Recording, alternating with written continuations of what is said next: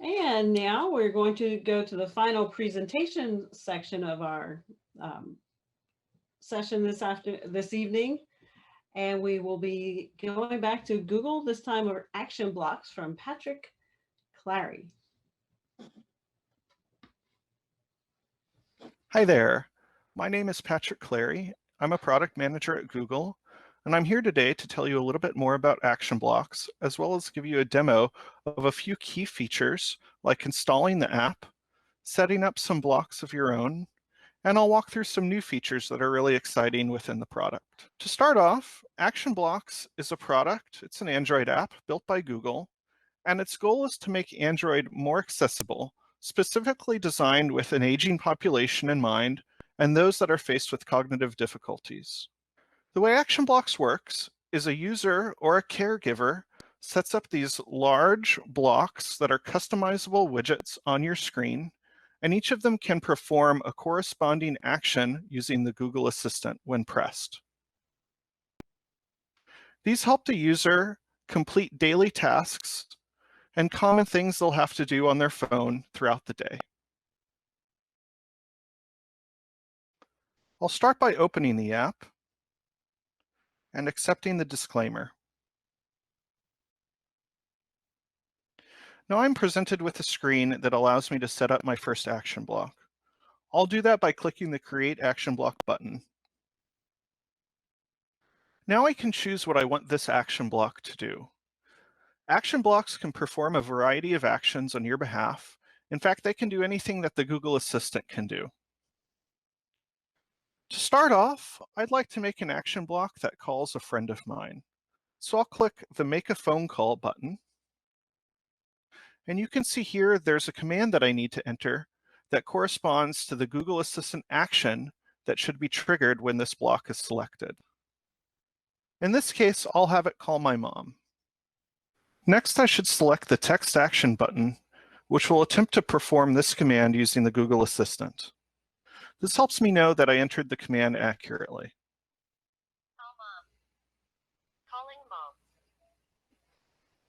mom. All right, it looks like it worked correctly. To finish creating this action block button, I'll click Next and follow the instructions on the following screen. Next, I can select an image for this action block. There's a variety of options when it comes to selecting an image. In this case, I'd like to use a photo of my mom so it reminds me of when I select this, who it's going to call. In this case, I'll just choose something from my photo library. Here's the photo of my mom.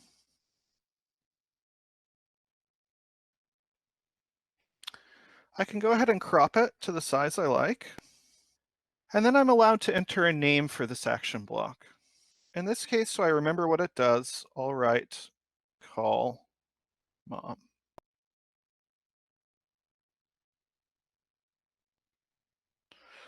I'll go ahead and save this action block and follow the options to place it on my home screen as a widget.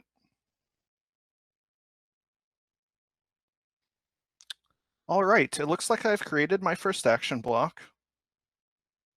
And here I can see it on the home screen.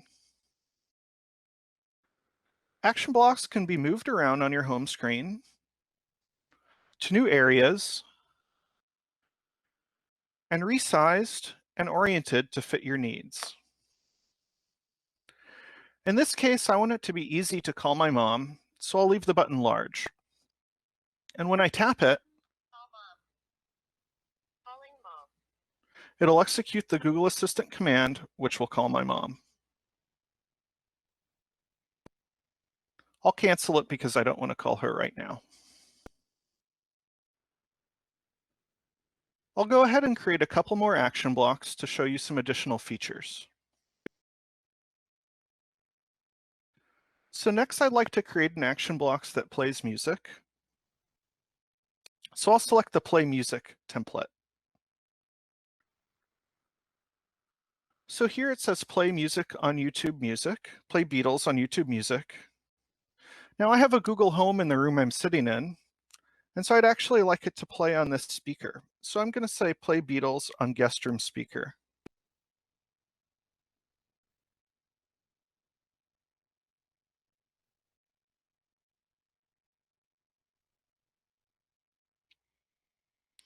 I'll go ahead and continue. I'll skip the test in this case. And then I'll look for an image that fits this. I actually like this headphone image. So I'll leave this one. And for this action block, I don't want to have a name. I just would like it to be the icon. So I'll leave it as it is and hit Save Action Block.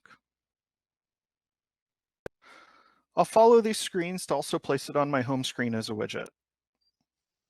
Add to home screen, add automatically. Great, it looks like it's added to my home screen. So when I go home, I can see this widget with the headphones icon. As you can see, using these action blocks, I can easily set up blocks that will trigger Google Assistant actions that help me complete my daily tasks. Things like communication, maybe there's an emergency and I need to call my mom and ask for help. Entertainment options like watching videos, listening to music. I can even use these for home automation, so things like turning on the lights, changing the temperature. As long as the Google Assistant can do it, I can create an action block that performs that task.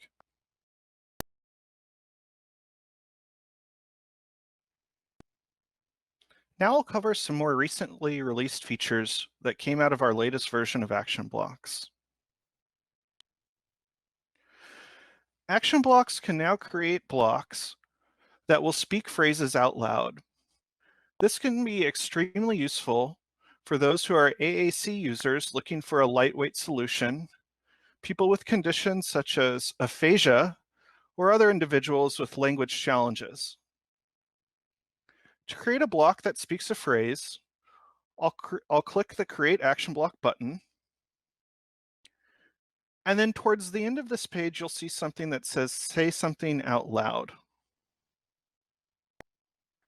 When I click this menu item, I'm presented with a bunch of different options to create a block that speaks different phrases. For instance, I can create a block that says, "Hello, my name is Patrick," or other suggested phrases here. Or I can create a custom phrase, where I can create a block that says anything I want.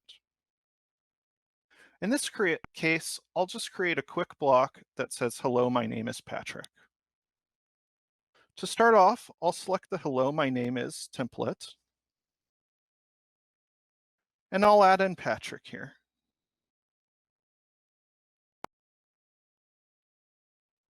Alrighty.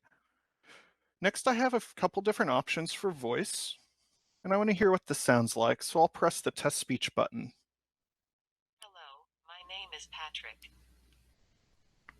Turn my volume. Let me see what the other one sounds like.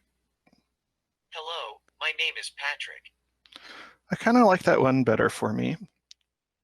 So I'll go ahead and click Next. And then I'll enter in hello for a block name.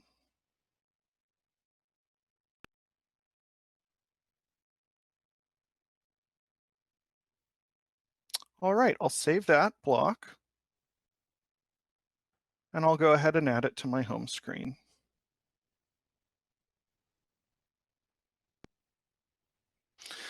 I'd like to create another one using a custom phrase just to show you how that works. So I'll select the Create Custom Phrase. And in this one, I'll just add a phrase that says, "I'd like a peanut butter sandwich," because it's getting close to lunchtime.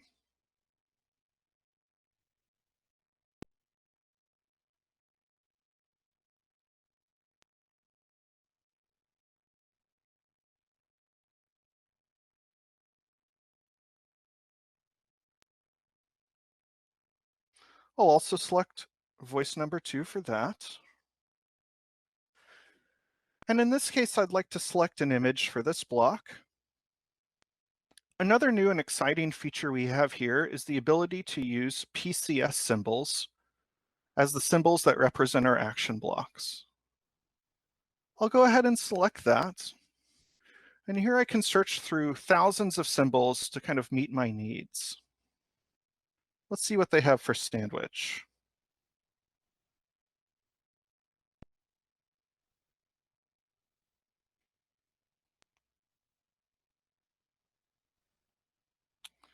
I think I found one I like right here.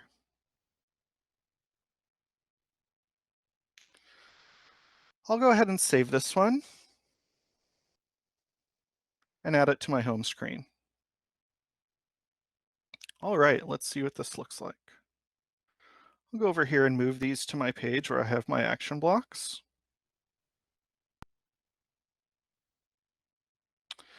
And I've noticed this page gets a little crowded, so I'm able to resize my widgets to kind of make them more appropriate and meet my own needs here.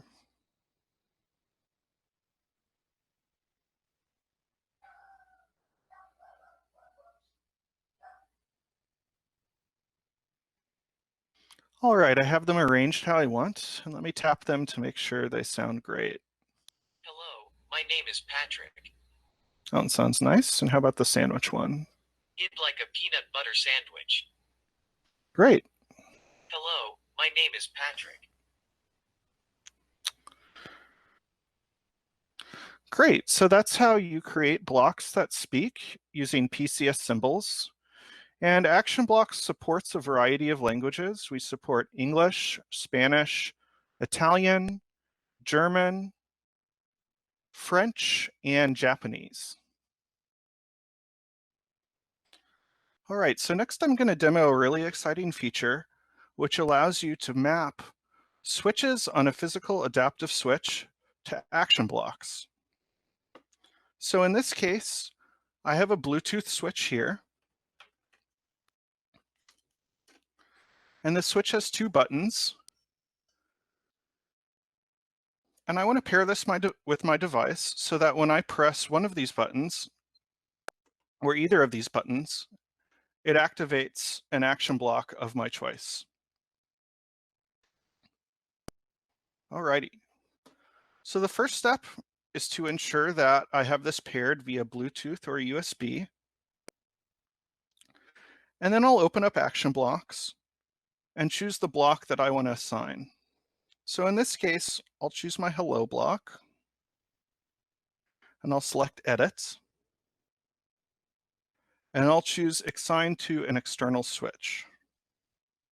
Now, if this is my first time selecting this, I'll have to go through the accessibility service settings and enable the action blocks accessibility service. So it's right up here at the top. It says action blocks accessibility, and I'll enable this. This will allow me to use a switch. So in this case, now I'm back to action blocks, and I want to assign this switch to my hello button. So I press this, and then it looks like that switch was successfully assigned. Okay.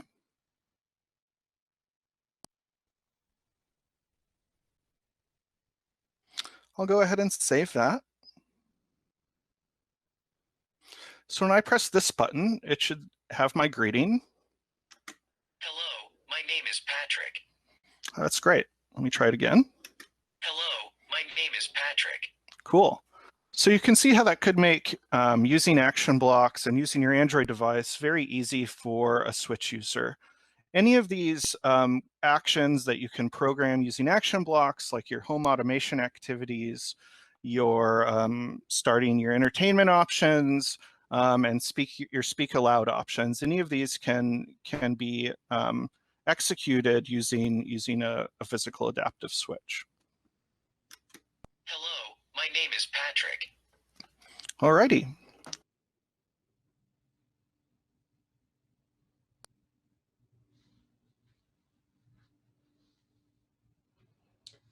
Patrick, that was fantastic. As you know, somebody who I really love assistive technology, and I love things that seem so easy. I thought that was just amazing. There's several comments about it. Somebody's already downloaded the app or put one on their phone already. So, of course, the big question I don't even want to ask this because I know the answer to this. Is it available on iPhone? It's not available on iPhone. It's Android only at the moment. Yeah, so if you're an iPhone user, sorry, but maybe it's a motivating factor for Android. And if you're an Android user, go try it. Yes, yes, people, it is great. And I have some other people are saying it as well, but I have the same comment that it is great to see something presented that is out there, that's available, and people can use it right away. Somebody did ask, how many action blocks can you have on your phone? Yeah, that's a good question. So it probably depends on your phone. So you can place as many on your home screen as your home screen supports. So on many devices, you can like swipe left and right on your home screen to get more pages. I think on like standard Google Pixel phones, you get something like 8 screens on your phone. So if you make these little widgets really small, you can get stack on quite a few across all those 8 screens. But the bigger, making it bigger will be obviously easier for somebody who has difficulty pressing the buttons, but yes. Exactly, yeah. So in that case, you might be more limited just by the screen real estate on your device. Yeah, so I think that's fantastic. And again, it's so great to see something that people can use right away. And they already are. Somebody's ordering coffee right now with their. Yeah. And I love all the feedback coming in through the chat. So yeah, thank you very much. And yeah, also if you're using it, you can go up. There's a little question mark in the app. You can click on that and touch send feedback if you have suggestions or anything's not working. You can write a little message there, and that comes directly to our team, and I read those. So yeah. All right. So that was, again, a great way a fantastic way actually to end this afternoon session or evening session or morning session, depending on where you are in the world right now. So thank you very much.